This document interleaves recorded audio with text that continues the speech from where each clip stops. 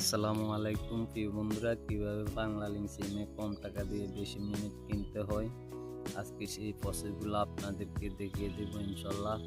যারা আমার চ্যানেলে নতুন তারা চ্যানেলটি সাবস্ক্রাইব করবেন যাতে এই ধরনের আরও ভালো ভালো ভিডিও আপনারা পেতে পারেন। তো সর্বপ্রথম আপনারা চলে যাবেন মোবাইলের ডায়াল প্যাডে।